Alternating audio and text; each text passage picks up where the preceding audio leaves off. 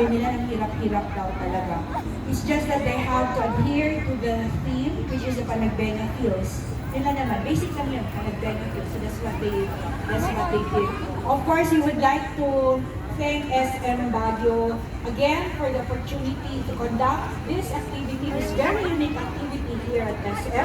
Nagkaroon na ba tayo dati ng mga bucket hat painting competition anywhere? This is our first and it's only here. And of course, from Pasacali, yabang natin, no?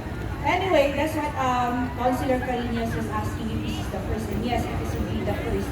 Kung meron man, hindi ko rin po alam. Baka hindi lang natin nakita. Nonetheless, we'd like to welcome each and every one of you and hope you enjoy. Especially, we'd like to know later kung sino ang mga nanalo na winners natin. Diba? Okay, thank you. Thank you, Miss Marica. Please, let's give her a warm round of applause. And the next speaker would be a welcoming remark still from SM Management. Okay, so let's erase that.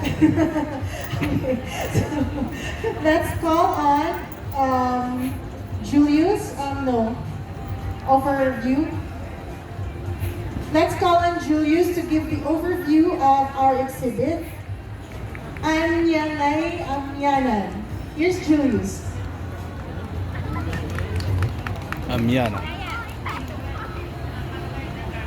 Good evening everyone. This is, ito lang. Ito yung ngayon medyo kinabit tayo sa opening ng isang exhibit natin for SM. So, through these years ng pagkipag-partner ng Pasacali with SM Baguio and SM as a whole.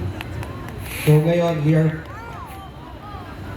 for this opening for this February National Arts Month and Panagbenga Baguio Flower Festival all together, and for this year's title for the SM exhibits is Amyana. So, medyo gamitin ko na lang yung kodigo ko. Paano ko siya? So, Anyangay. This is a common greeting that is in Ilocano that could mean differently depending on how we take it. On the context of the person delivering the message and the receiving party. So, umuna or firstly, it could mean a hello and an empathetic checking on how others are doing. Anyangay. But it could also mean a sympathetic encouragement about trying again after a first attempt.